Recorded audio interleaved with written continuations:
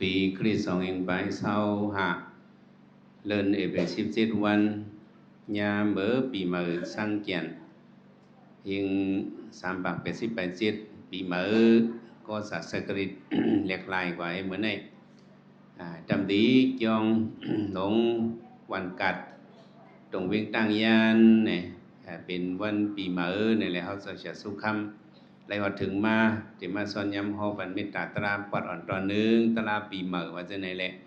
เมื่อในเนี่ยไรว่าเป็นวันมีมังกรเป็นปีใหม่สังเกียนเนี่ย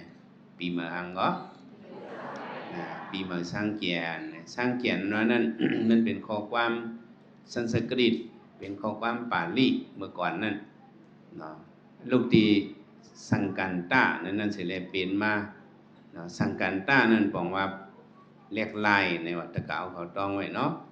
สังกันตานั่นบอกว่าเรียกลายค่ายถอกในก็ว่าเฮ็ดว่าเรียกลายค่ายถอกในลูกเอาปีเก่าเย้าเรียกลายค่ายถอกเข้าสู่เนื้อปีใหม่ในความสันสกฤตเขาว่าสิงกันตาในว่าก็ลูกที่สิงกันตานั่นเองก็ว่าหารามันเรียกลายมาเป็นมาสังเจียนในเป็นมาหังก็เฮาว่าเป็นมาสังเจียนในเอาเฮ็ดเป็นฟิงทุ่งปล่อยหดน้ำเฮายืนยาวมาเข้าหึงเงาติมันได้ก็ติมาที่เมืองกลาเมืองหินตู่เขาเนี่ยเขาก็มีปล่อยสังเกียนทางก้วยเขาก้วยการตะเหลียวได้ก็ปล่อยสังเกียนเขาปล่อยสังเกียนเฮาวันมันเหมือนกันเพราะเป็นเมืองกลาพวกเขาเฮ็ดกลาเมืองอินเดียเขาพวกเขาโหดน้ำสังเกียนกันในเขาเอาน้ำยาของน้ำยาเหลียงผองมุนน้ำยาจนพุกกันนั้นนำเขานี่ก็เอาน้ำของน้ำกำน้ำเขียวน้ำเหลียงน้ำกำน้ำลำหัวผองนั่นก็เขาเอาผองจนในตาหนากันตาโหกันเนี่ยมันเป็นผองน้ำยาเมียวหนึ่งน้ำยาของน้ำยาสังเกียนเนี่ยนั่นเป็นปอยสังเกียนเมืองกลาแล้วก็กับปอยสังเกียนเมืองเฮาซึ่งเป็นเจ้าคือเถรวาทเนี่ยเมืองมันเมืองลาวเมืองไทยเมืองเขมรเมืองกัมพูชาจะในได้ก็เฮ็ดปอยสังเกียนในก็เฮามาแลกลายจอมสุรศักดิ์นั่นน่ะสุรศักดิ์นี่ก็ลูกดีมาลูกดีมาศักดิ์มั่งก็มาศักดิ์เมื่อปันพระเป็นเจ้าอันต่างก็มีไว้ปันสอคำออกกับมุขค่าเขานั่นก็เขามาเรียกไล่หลันเป็นศักดิ์ตีมาเป็นมหาศักดิ์เมื่อปันพระเป็นเจ้ากรมาเป็นพระนั่นนี่ก็มาศักดิ์ปักไป3นี่ก็เจ้ากรมาเขาเป็นพระน่ะลูกเอานั่นมาเพียงมาปันเจ้าคำอสัตตสัตว์นี่ก็มามีเรียกไล่แบบเป็นศาสนาปีหนึ่งเอาปล่อยตามสังขยานั้นเฮ็ดเป็นเปิงมานี่ก็ตั้งว่าศาสนาพระเป็นเจ้ายืนยาวเข้าหึงไม้ถึงมาปันเจ้าคำเมืองมัน2จุกเนี่ยเขาก็มาเรียกไล่หลั่นเป็ดเซกริตนั่นน่ะมันเขาว่าเตก็ยิบผิวเลยอันนั้นเขามาหลั่นไว้2นี่ก็ตั้งมาก็เป็นมาสุรศักดิ์อันห้องมาก็ศาสกฤตเนี่ยเฮียงเลยว่าศักดิ์เห็นว่านั่นเนาะเพราะว่าคริตศักดิ์ในได้แลบเนี่ยว่าจะฉลงเขาว่าเพราะว่าศาสนาศักดิ์ในได้ก็ไล่ว่าก็ศาสกฤตในก็ว่าเถิกอยู่ว่าเฮียงว่าศักดิ์นั่นสักการะซาเนี่ยลูกดีข้อความอันว่าสักการะซานั่นนี่แหละเป็นมาศักดิ์ในตะกาวเขาลูกที่สักการะซาให้เป็นมาหังสักการิสักกาในบอกว่าเป็นขุนอินว่ะเป็นขุนสักยาเนาะสักกาในเป็นขุนหังก็ขุนสักยาเขาว่าได้มาเป็นขุนอินนั่นว่าเป็นอินตะกาเนี่ยก็เป็นขุนอินนะเพราะว่าสักกาเนี่ยก็สมัยลูกดีกันนั้นเป็นมาขุนสักยาเนี่ยพวกมังซื้อสัมปองขุนสักยาเดี๋ยวเป็นขุนเกวันเนี่ยเนาะมันใจจังนั้นนะสักกาเนี่ยลูกดีสักกาสักการะซาเนี่ยบอกว่าเป็นสักการะซาเนี่ยบอกว่าเป็นคุณอินมักมันปันจอมปีศาสนาพระเป็นเจ้าในคุณอินมักมันปันแหละจากห้องว่าสักกฤตว่าจะในวันเนี่ยมาเป็นสุรศักดิ์ในก็ขึ้นเม็ดหลันเป็ดปีศาสนาให้มาติดตั้ง2ปีขึ้นมาเฮ็ดไหนก็ต่อถึงเฮง3ปัก80ไป7ในสุรศักดิ์ในก็ห้องในว่าศักดิ์ในอยู่ว่าก็อันเป็นปีกำผาเนี่ย ปีในเลยมา2เฮงไป25ปีอันในห้องว่าหังก็อันนี้เลยห้องว่าปีคริสในก็ตะกาวเขาเลยว่าปีเซกริตนะคริสเซกริต2ปากไป25เนี่ยก็เถิกว่าวก็นั้นคนอินมักมันเป็นปีกับไก่โดยศาสนาคริสต์เขาเลยสั่งว่าคริสปีคริสเลยว่าซึ่งไหนก็เนี่ยปีคริส2เฮงไป25หรือว่าซึ่งไหนเลยว่าคริสนิดนะท่องนะเซงงาเนี่ยได้ว่าหรือได้ว่าเนาะติมได้ว่าเตกยิดติมได้ว่าซึ่งไหนวะที่ได้ว่าปีคริสในก็อันว่าปีศักริตในได้ที่ได้เอาปีก็สาเหปีศาสนาเฮว่าในเขาได้ต้องไว้ก็บ่ว่าปีเก่าป่นเฮปีใหม่ไล่ถอกมาแล้วอันในห้องว่าปีใหม่สังเกียนปีใหม่หังก็ปีใหม่สังเกียนในกำปันนั้นมันมาตกในเดือน5เนาะบ่เอาเดือนอังกฤษเขาก็มันจะเป็นเดือน AP 14วันเนาะบ่เป็นเดือน AP 17วันนี่แหละเป็นปีใหม่ในที่ก็เหมือนหนังซึ่งหนังเหมือนได้เป็นเดือน AP 17วันเนี่ยเป็นปีใหม่สักเดือนในกูปีอ่ะเฮียงในเปิ้นเลยตุ้ยเนี่ยขัดเรือนลาวให้เลยมางบงี้กันตั้งอันไผอันตุ้ยวันตุ้ยมื้อตุ้ยวันตุ้ยปักเยี่ยมวันเนี่ยอันเฮาเมืองปอดออกในเฮาสำเอาเดือนในตุ้ยอันเมืองวันตกไหนสำเอากลางวันให้เลยเขาเอาแลดให้เลยตุ้ยสักฤทธิ์เขาเลยนั่นคือมันเด่มเปิงกันนั่นแหละเลยมาเอาเดือน AP 17วันเนี่ยเฮ็ดเป็นปีใหม่กูปีใหม่สักฤทธิ์เนี่ยเมื่อปีใหม่ไปถึงปีเก่าซ้ำเสียงนั้นในเข้าดัง3วันนึงเข้าดัง4วันนึงบ่เป็นปีลงก็เลยไว้วันสังเกียนเนาใน2วันไว้หลายวันบ่เป็นปีอ่อนเนี่ยก็ไว้วันเนานั่นวันเหลียวเนี่ยวันฮับสังเกียนวันสังเกียนตกวันสังเกียนเนาวันสังเกียนขึ้นไว้เอาก็เป็นปีใหม่ในปีใหม่กูวันเนี่ยก็สำเร็จเลยเป็นเดือน AP 17วันกูปีนะในตะกาเขาต้องไว้เสาเขาซึ่งก็ต้องไว้อะไรเป็นปหุสุตตาเนาะเพราะในปล่อยซ้อนนำในมันพระเป็นเจ้าฮ้อเนี่ยพระเป็นเจ้าฮ้อได้มันสิก็เอาฟิงทุ่งเมื่อก่อนนี่แหละเนาะให้มันเป็นการดีกุศลในความใต้เฮาจังว่าเดิน5ซ้อนนำซ้อนพระในเดิน5ในซ้อนหนังก็ซ้อนนำซ้อนพระในเฮาว่าจังได๋เฮียงแลเฮามาซ้อนพระเนี่ยเฮาเป็นเจ้าคือยำพุทธภาษาในเฮานับยำพระอีหยังก็เฮามาเกี่ยวกับลองภาษาอันเฮาคือยำเนี่ยก้อยซ้อนนำในลูกที่เมืองหินตู่มาเนี่ยก็เฮามาให้เป็นป้อยเฮาเฮามากึกศาสนาพระเป็นเจ้าจังว่าเป็นป้อยซ้อนนำซ้อนพระยอดจดตัวลีงามในปู่ปั้นเขาก็เก่าซึ่งในป้อยพระก็สิป้อยซ้อนนำก็เสือเฮียงเลยเฮาจะเอาศาสนามาใส่จ้อมหลานนี่ผู้มีปิ่งยาวเขาเมื่อก่อนข้าลูกเฮาหลานเฮาปานสืบปานอะไรเป็นกุศลวะเนี่ยอะไรเป็นหังพวกห้ามเอามาคือเป็นป้อยพลาห้ามไม่เป็นป้อยซ้อนน้ำซ้อนพลาบ่ไหนซื้อ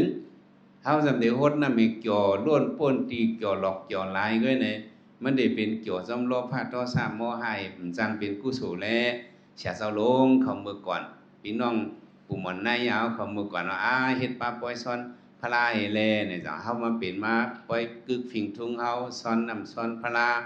ย่อบ่ถึงมาวันสร้างเกียนฮับสร้างเกียนเอาเนี่ยก็ก้นอันไข่กำศีลนอนเกี่ยงเนี่ยก็มันนอนฮับศีลเมื่อสร้างเกียนในจงเมียในบอกว่าให้เลยเป็นกุศลอย่าไปให้เลยเป็นอันเปรียวละลายก็เปรียวก็เปรียวอันเป็นกุศลก็ให้เลยเป็นในจังเฮาเป็นป่วยซ้อนน้ำซ้อนพระเนี่ยเฮาเป็นป่วยสร้างเกียน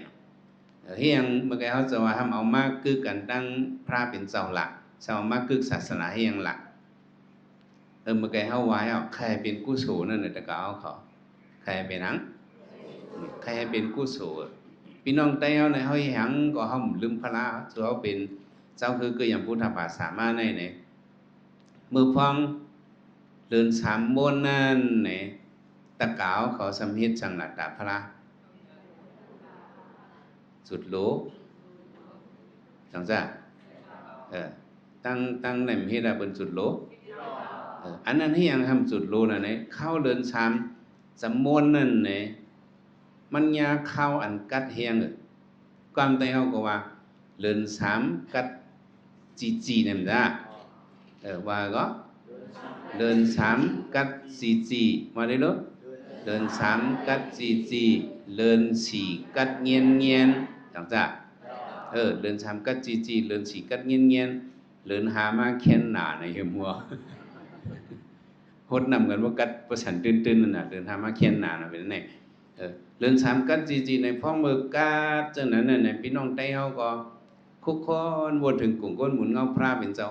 สังเสริญว่าพระเป็นเจ้าตึกมีในพระเป็นเจ้าก็เป็นมียุกนำขันธาเนื้อเลือดจังหนังเฮาแล้วพระเป็นเจ้าก็เตกัดให้ผู้เป็นกุศลวันเลินสามโมนเลินสามหมาก14 คำในเฮาอันกันสุมไผ่ปู่เจ้าพระเป็นเจ้าเนี่ยจังมาเป็นมาป่วยสุมโลนั่นน่ะอันนี้ก็บอกว่าเฮาไว้เป็นพุทธบูชาให้เลยเอาไม่สุมโลเนี่ยเลยปู่เจ้าพระเป็นเจ้าเนี่ยแต่เฮาเฮ็ดสังกะยอเนี่ยเฮาเยื้องอันปู่หมอนนายาวเขาเสียสลงเขาเมื่อก่อนแค่เฮาลูกหลานเป็นกุศลจอมแค่เฮาลูกหลานเป็นหยังจอมใครเฮาลูกหลานเป็นกุศลถึงมาซ้อนนำในก็เฮาก็ว่าพระเป็นเจ้าก็มีเลือดมีลมซึ่งหนังเฮาเกียนเจ้าก็ตีโมไม่ซึ่งหนังเฮาเฮาก็วนว่าซึ่งหนังว่าเฮาหนังกันโหดกันให้กัดจุนเย็นใจนั่นเฮาโหดปลาพลายแลเฮาซ้อนพลายแลเฮาเอาน้ำมันซ้อนพลาอันฟิงทุ่งใต้เฮาหลีหักแทงอันนึงอันเปิ้นมีเปิ้นเบิ่นเฮาเนี่ยสีตนาศรัทธาเฮาอยากตานคือเนี่ยเฮาโหดพระเป็นเจ้าในก็บ่เป็นต่างชื่อต่างวันต่างเมืองเปิ้นโหดได้ก็เปิ้นเอากอกให้ก็ก้อนให้ซ้อนใส่ถอกใส่พระเป็นเจ้าก็อันใต้เฮาเนี่ยมันซึกันเฮ็ดกุ้งซ้อนนั่นแหละเฮียงเหรอเฮ็ดกุ้งซ้อนนี่พอก็เอาน้ำมันเฮาถอกใส่เนื้อหางลิ้นนั่นก็มันก็ไหลลงไปก็เฮ็ดกุ้งซ้อนกุ้งปั่นอันนี้ก็โทษใส่พระเป็นเจ้าอันเฮาก็ตำไว้นั่นโหดใส่กูสู่ๆเฮาก็ด้วยเห็นน่าจะในจ่องโซมโซมาน่าจะว่าให้พระเป็นเจ้ากัดเย็นเสกามเฮาไว้เจอจังนั้นเนี่ยเจอเฮาในกัดเย็นอันตั้งจังจ้ะเฮาแค่เบิ่นกัดเย็นในตัวเฮาในกัดเย็นเจ้าในกัดเย็นเฮาแล้วนำลูกพระเป็นเจ้าย่อบ่นั้นก็เฮาหนึ่งกันก็ค่อยมาโหดกันไว้นั่นน่ะเฮาโหดนำโหดพระซ้อนนำซ้อนพระนี่ก็ให้พระเป็นเจ้าให้กัดเย็นเสกามเฮาหนังกันมาโหดกันซ้อนหลอกกันนี่ก็ตีเลยเอาเสริมเมตตาให้สดซ้อนกันโหดกันตีเลยเอาเสริมเมตตาเอาเสริมหังเฮาโหดมันนำโหดมันเปิ้นนึงก็นี่ก็ให้กัดจุนเย็นใจสิกรรมเนี่ยพอเฮาไว้ใจจะไหนโหดปันเปิ้นได้เป็นใจกุศลเป็นใจหังเป็นใจกุศลอย่าปุ่มหมอโหดก็สำเป็นอกุศลสำเป็นหังหันเปิ้นไปมาดีๆเปิ้นขี่เสียงเก๋มาเปิ้นขี่รถขี่กามาก็เดี๋ยวน้ำผับเป็นนางเฮี้ยงๆอู้เนี่ยในสองสำเป็นกุศลเป็นพอน้ำผับเป็นนาเปิ้นตาเปิ้นหันขี่เสียงเก๋เปิ้นก็หมอโล่เหมือนเป็นอกุศลมิติใจเฮา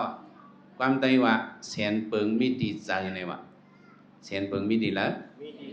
แสนเปิงมิติใจในพอเอาไว้ใจฝึกซึนข่าวใส่โหดปันเปิ้นลีๆงามๆในได้ก็เกี่ยวก็เกี่ยวกุศลก็ไล่จังใจพอซ้ำไปเจอกุศลเฮก็เอาถุงนำหมักปอลุงซึ่งปันมื้อ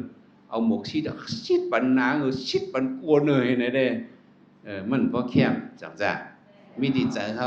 เพราะใจเฮาว่าใครเปิ้นเกี่ยวเปิ้นวนเปิ้นเสื้อให้เปิ้นกัดเย็นก็เป็นกุศลเพราะหมอซ้อนหมอโหดก็เป็นอกุศลมันกึกกันก็เป็นคือเป็นอันซ้อนนำมันมาได้เด้บอกว่าเคยกันจุนเสือเคยกัดเย็นหมายนึงเคยกัดเย็นหมายนึงในเคยหยังหมายสองนี้เคยจุนเสือเคยหยังก็เลยพอถึงมาซ้อนนำเดินหายซ้อนนำเนี่ยเฮาเฮ็ดนำสุโขสายโหนำตะโยคือสังเฮากันดูบันก้นเท่าให้นั่นน่ะเมื่อก่อนจังซ่าให้ก้นเท่าเขาได้สุโขสายโหให้เลยมีอูมีพุงอันนี้เป็นฟิงทุ่งเฮาน่ะเอาหลกปันหายหลกเฮ็ดทำไม เฮาสุกโตสีคิงอันนั้นบอกว่าหางเนี่ยข้าให้ตัวเฮาจืนใส่ตะกาวเขาใครอย่างจืนใส่เฮาได้ถามด้วยตะกาวเขาจะมาขึ้นจ้องตีจ้องวันกัดเนี่ย เพราะว่าเฮาก็เหตุการณ์เฮอมวยมาเป็นเป็นไข้หลงมาเนี่ยบ่ขึ้นเผียวมาตามคำบ่ขึ้นเผียวมาติเฮินเนี่ยส่องอาบน้ำมันจะอาบลงเนี่ยมันตักเสียง อยู่cái khẩm áp nằm hứ khẩm tắc chiêng làอยู่ khẩm áp hứ ขึ้นไม่ถามได้แดงกำว่ากับปอกการเข้ามาหรือไหลใครย่อยปอกมาอย่างยืนๆใหญ่ๆพวกมาเผียวเฮินในตามคำส่องอาบน้ำคนอาบน้ำมันก็ไม่ได้ เพราะอาบในส่องซึนใช้ส่องอยู่สะอันนั้นก็เฮาสุกตัวล่างตัวเฮาเลยเฮ็ดให้ตัวเฮาจืนเสือเนี่ยเฮาสุกตัวล่างตัวเอาน้ำอ่อนสุกเอาฟองซักอ่อนสั่งอ่อนซักปันโทปันเฮมันก็หอมให้มันก็จืนใส่กะอันนี้ปองว่าเฮาสุกตัวเฮาสุกหางเฮาก็ความใต้ห้องว่าสุกตัวสีคิงว่าตัวเฮาเนี่ยก็เป็นตัวอาสุภานั่นน่ะเฮาได้เลยสุกปันเพราะเฮาสุกก็มันก็จืนใส่มือเฮากือก็เนาะเฮาก็ยิบเนี่ยสังสิงมือเฮาโกกึก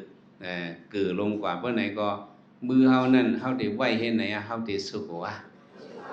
เพราะเฮาสุกในสองจืนใสเฮาเจียวสุกก็มือเฮาก็เจียวจืนใสเฮานั่นสุกก็มือก็นั่นสุกจืนใสเหมือนนั้นเนาะอันเฮานุ่งไว้ซื้อคู่เฮาเนาะซื้อคู่เฮาผ่านเรื่องสังการเฮานุ่งไว้จังได๋เพราะมันหึงมายาวในสองเดียวหอมมา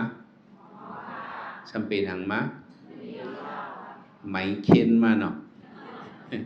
สองไหมเคียนเป็นหังเมียนไข่มาย่อพวกเมียนไข่มาย่อซื้อเฮานานเนี่ยตะกาวเขาวันการสองสัก200มันจะมีสับใหญ่โยที่คำสักโยคำตักเชียงแหละซื้อคู่เฮาพวกเมียนเกิดเมียนไข่มาสองสัก200ว่าเฮาสักเฮาร้อยเอาไหนซื้อคู่เฮานั่น2ขึ้นหมักมาขึ้นหมักมาขึ้นมันนุงก็ลินนุงสังเหมือนจังนั้นเนาะซื้อคู่เฮานั่นว่าเฮานุงให้เฮาสำสักให้ปอกไหนเฮามาสักมาลอยก็ใครมันนั่นมันจับหึงเหมือนหนังเหมือนหนังเพียนหยิบหมอในสองไผเฮาว่านั่นแหละอันนั้นเฮาสุรายวิสักดูจังจ้ะเฮาหยิบบ่ได้กำมากับนุกนำมันนี่กำมานุกหมอมีลาพิษบ่ใครหยังแง่ๆเฮาก็สักเนาะหลวงหยิบหมอก็แหละหลวงหยิบเกียงก็แหละเฮาสักไว้ให้นั่นน่ะบ่ไว้หึงมันที่ก็ใครนั่นก็ไปจับมันที่ก็จังจับมันที่ก็เพราะว่าใครมันจับมันแฮงเอาไหนก็เฮาก็เอาให้ก็มาใส่สับยาให้มาต้มให้ใส่ฟองซักให้ซักให้หลีขึ้นไม่ใส่นี่ก็มันบ่จืนใส่เหมือนซื้อเฮาอันเฮาซักเหมือนนั่นแฮงนี่มันเลยจับหึงเลยเป็นหึงใครในพวกมันจับหึงนี่มันซักนี่มันนานโดนจังว่ามันจับกำเหลียวเฮาขึ้นไม่ซักเป็นร่างเป็นกำเหลียวเหมือนจังว่าเฮาถามปองแมวเขาเมื่อไกลเพราะเฮาป่าการเฮิมมาเฮาเป็นหือไหลไข้ย่อยมาเฮามาอาบน้ำเป็ดในก็ตัวเฮาสองซื่นใสซื้อครัวเฮานุ่งมา2วันมันไข้กือไข้เหม็นมาเฮาก็ซักเป็นกำเหลียว2ซื่นใสสลมต่อเฮากลับไว้ซ้ำนั้นเปิ้นซ้ำมาเลี้ยงเฮา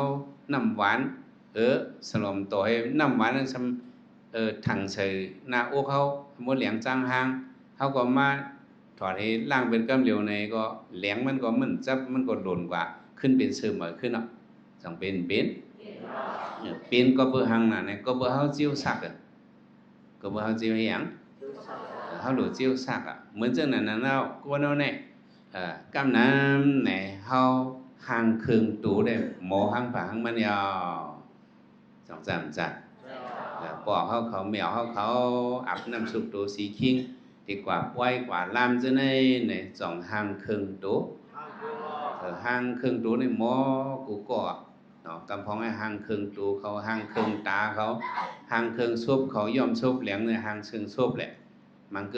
ชื่อหางครึ่งตาเขานั่นน่ะโอ้คนเนเวียงน่ะหำวัดคนวันกัดนี่น่ะเขาว่าคนทางต่างยานคนเขาหางครึ่งตาเขาเนาะ ก็รู้ที่เราคนต่างยันมันจีนอะไรเอ้ยโอ้ผมหูจักมังซื้อเนี่ยเขาด้วยกี่เนื้อกล้าเห็นดอมด้วยเขาหางเครื่องตาเขาคนตาเขามังซื้อกับจันเป็ดกับทุยเป็ดก็มีรู้จังมีหมอยตาเขาเนี่ยกับเม่คนตาเขามีขอบกว่ามีเห็ดขอบกว่ามีคนตาเขากันเนื้อในก็มองก็มีจันให้มองมังซื้อกับทุยเป็นมดขึ้นไม่ซับเอาให้หน่อยเขาหางเครื่องตัวน่ะหางเครื่องหางlý đuôiเขาmang có vô dịu cái đuôi đâyคนตาเขามองลำพื้นๆเฮlý đuôi vậy vì hàng đó vô dịu cái đuôi đây lý đuôi vô dịu cái đuôi vì hàng vô mà đuôi chấm bên lý đuôi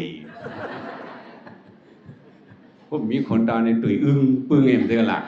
แต่hàngที่phải hàng lýมันก็เอาสิ่งจริงก็ในบอกว่าhàngเครื่องตัวhàngเครื่องhàngเครื่องตัวเขาhàngเครื่องตัวเขาไปมันไปยาวเขาเฮ็ดไว้สอนนำเขาสุกตัวล่างตัวเขาไปยาวเหมือนในเขาสุคำมาดีตะกาวเขาในใครสุกป้าเจอล่างป้าเจอใครสุกป้าเจอเขาใครสุกหัง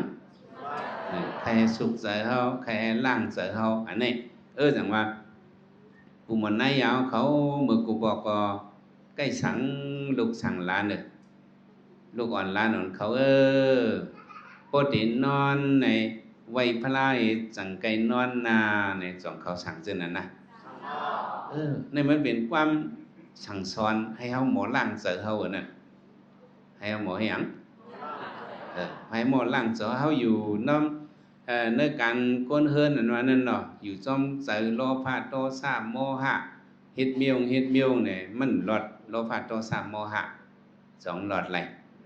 เขาเป็นโลภะโทสะมาตั้งหึงตั้งเหี่ยวเนี่ยก็ปู่หมอในยาวเขาสั่งไว้เสียสมาสั่งไว้พอดีนอนไว้พลาเฮ็ดจังไกนอนนาเนี่ยก็แม่ว่าเขากับไว้พลาเนี่ยปีหังหลาเนี่ยเขากับคุก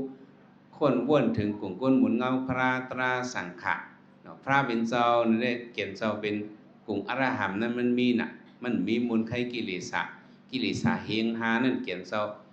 ปากเป็นโมดอเนี่ยพระเป็นเจ้าเนี่ยเป็นเจ้าผู้อันจืดเชื้อเสพเปิ้นเขาเลยกับไว้พระเขาเลยกับไว้ตลาเขาเลยกับไว้สังขารที่ขิงพระเขาว่าเขากับไว้ในนั้นบอกว่าเขาล่างเสือเขาให้หยังเขาเอากลุ่มพระกลุ่มตรากลุ่มสังฆพุทธานุสติธรรมานุสติสังฆานุสติเขาล่างเสือเขาเลยอันนั้นเฮ็ดให้เสือเขาฝึกซึนเขาเสือว่าเขาล่างกูวันในก็เสือเขาก็เขาเสือกูวันเขากับนอนก็เหมือนตั้งว่าเขานอนจะจืดเฉยเขานอนแต่ว่าไว้พระแต่ไงนอนหน้านั่นปุ่มมันในเอาเขาลาลีวาไว้มันซื้อเปิ้นมีปิ่งหยาเต้เปิ้นหันไก่เต้แหละแค่เขาหมอล่างเสือเขาเพราะมันล่างกูวันหึงมาจากนี้มาล่างในมันเดี๋ยวเหมือนเจิงหมอเหมือนเจิงเพียนหยิบหมอนั่นสองไปเอานั่นมันเด็กใครมันพวกขอดลงว่าจังนั้นมาสุกมาล่างก็มันเด็กนั่นเก่งจังว่าให้เลยสุกเสือล่างเสือกูวันในปุ่มมันนายเอาสั่งว่าพอดีนอนเฮาไว้พระเห็นนอนนั่นบอกว่าเขาเอาพระตลาสังขะกลุ่มก้นหมุนเงาเขาเจ้าสุกเสือล่างเสือไว้นอนเนี่ยนั่นบอกว่าเฮ็ดให้เสือเขาซึนเสือในเป็นไล่ล่างเสืออันหนึ่งยาวสองตองกลางคำนี้กึ่งรีไว้พระรามกึ่งรีไว้ล้านลาว่ำตั้นให้อีในก็มือจำเต็นนอนในก็ยืงจูกลุ่มคนมึงเอาพระเป็นเจ้าให้ไว้ที่โหนอนเอาก็ไว้อะไรอยู่รู้หยับนักหนาป้าปานสังก่อแซ่สองนักหนาว่ะมันนักหนาป้าปานหางเหมือนนั่นตั้นก็ไว้ที่ขิงพระก็จำเต็นนอนก็การแห่งสุขหนาก็ออกดาวออกตั้งเลยในก็เยื่องถึงกลุ่มมุนมึงเอาพระเป็นเจ้าให้คู่ใบ3 กำในก็เหมือนตั้งว่าเขาล่างเสือเขาย่อว่าเขาล่างก็เสือเขาจองเสือเสือใส่เขาเสือเหมือนนั้นเมื่อกี้เขาจะว่ามือเขามันกับนุกอันหวยอันหางมาเขาจะมาไปหางมือเขานุกโกอันหวยอันหางcái đâu cònไปล่างเขาก็ได้ไว้ในก่อนพอถึงกลางคำมาก่อนไกลล่างในเมื่อไปถึงกลางคำในมือเขานั้นมีหนูดีๆก็จังจ้ะไล่ล่างมันก็นุกกำเหลียวกำเหลียวโกกำเหลียวเขาล่างเป็นกำเหลียวก็เจียวจืนใส่วันนั้นน่ะเจ้านั้นก็เจอเขาในก็มังกำ มันได้เป็นอันขุนอันเศร้าเต็มมาจากโลภะโทสะโมหะอกุศลมันได้เข้ามานั่นจะเฮาก็หมอล่างเป็นกำเหลียวก็ไหลว่ะเหมือนจะเฮามือเฮาเกิดนุกกลมนุกอุงเฮากะจูนำเห็นล่างเป็นกำเหลียวก็มือเฮาเที่ยวจึงใจเฮาก็เหมือนนั่นเนาะเฮาก็ย่าอันถูกใจเฮาอันเป้งใจเฮาหั่นใจเฮาก็เฮาเอาตะลาขึ้นเฉยๆกำเหลียวเนี่ยเหมือนดังเฮาขึ้นล่างมือเฮากำเหลียวนั่นเอาเนี่ยว่าเนี่ยเหมือนจังหนังเจ้าโยกีเขามาเข้ากันตะลานี่แหละอันนี้เปิ้นมาเข้ากันตะลาในปองว่าหังเปิ้นพึ่งล่างเจอเปิ้นพึ่งอีหยัง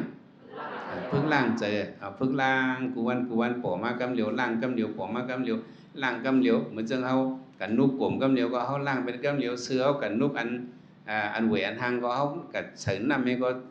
สักเป็นกำเหลียวก็มันเจียวจืนเฉินนั่นก้นอันเหตุการณ์ตะลานี่ก็เหมือนนั่นเนาะเพราะว่าเขามีอันคำใจมาลองอกุศลเป็นมากก็เอาสติตะลานี่ก็อยากเป็นรูปเป็นอยากเป็นรูปเป็นนั่นอันปองว่าทางในปองว่าเปิ้นล่างเสือแต่จังว่าสุก็ว่าซ้อนน้ำมันว่านั่นเนี่ยเฮา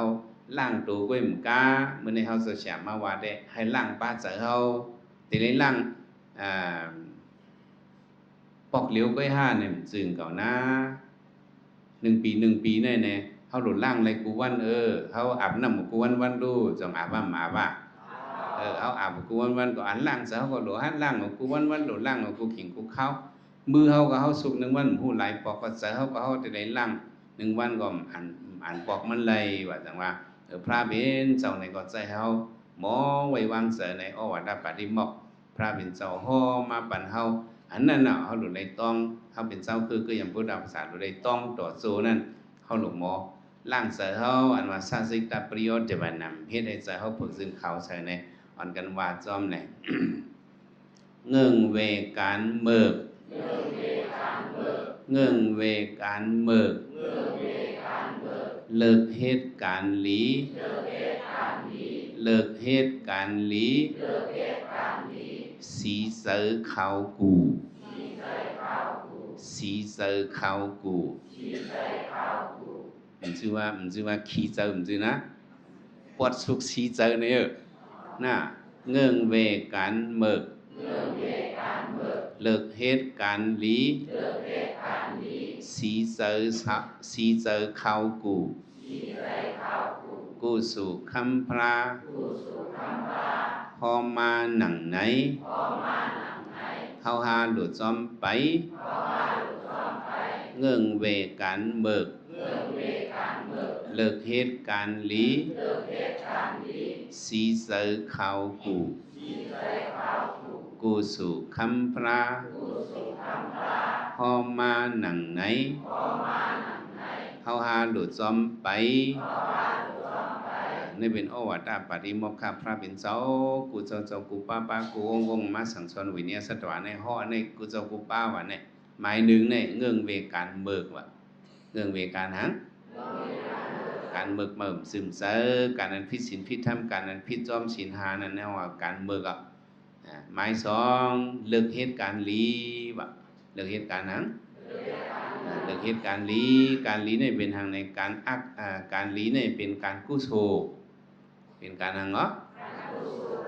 เพราะในการกุศลนั้นจะเป็นการมิวลังคาลาเนี่ยโอ้มีตั้งใหญ่ตั้งนำเหมือนการกุศลนะแกก็พอเอาอังการเลขขนาดมันว่าในการกุศลว่านั่นแต่เลยมีอังการเลขขนาดมัน2 อันก็หมาย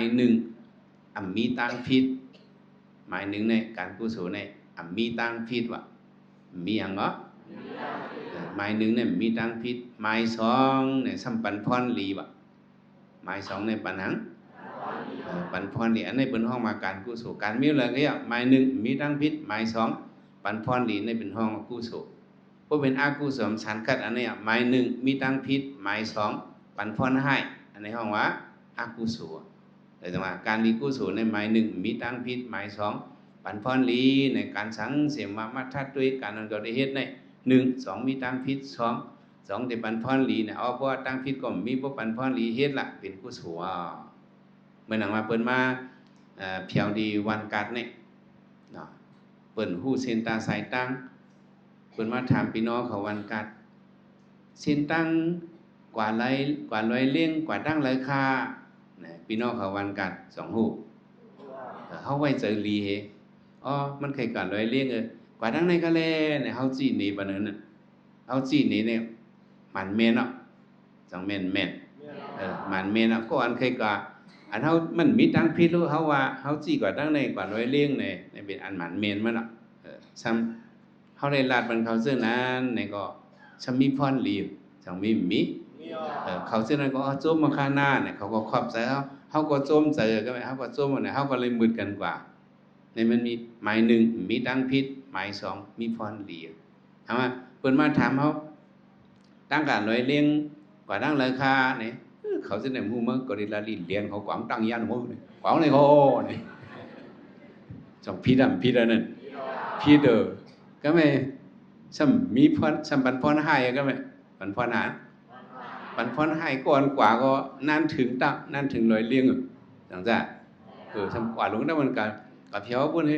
อ้ามสิตั้งในคาโลเพิ่นก็เพดีวันการเขาวันการให้มือยอก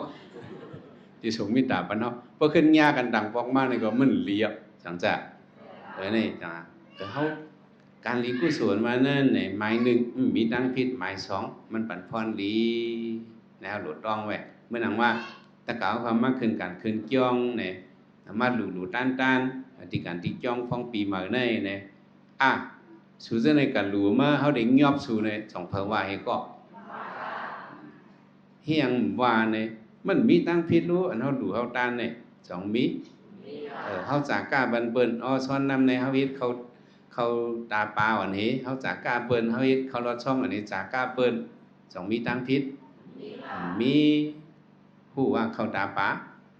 ตากูดมานั่นหนึ่งเขาตาปลาก็ว่าเขาไข่เข็ดนี่ก็ว่าบางทีว่าเนาะพี่น้องเต้เขาได้เขาหมอเจอความเปิ้นไงน่ะหลง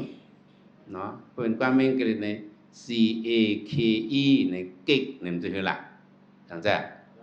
CAKE เก๊กเนี่ยมันคำขึ้นเปลี่ยนว่าเก๊กบ่งนี่มันจะคือหลักมันคำว่าเก๊กบ่งไต้แค่โทนั่นเนาะข้อมูลเก๊กบ่งก็ไต้ลาได้หูหมดอ่ะข้อมูลเก๊กบ่งนี่เฮาสาการเลี้ยงหรือบนตากูคือเขามุนเขาตาปาหรือเขาลอดช่องคือจังได๋เขามุนหอเฮาสาการเป็นจังได๋เปิ้นมักยอบเฮายังเป็นการหลีลุชมีพรหลีก็ไม่เปิ้นก็เลยกินเปิ้นก็อิ่มเฮาก็เลยสาการเปิ้นหันเปิ้นกินเฮาก็จ้องโจมเฮาเป็นจังรู้นั่นน่ะในมันเป็นการหลีกุศลเนี่ยหมาย1มีทั้งพิษหมาย2ปันพรหลี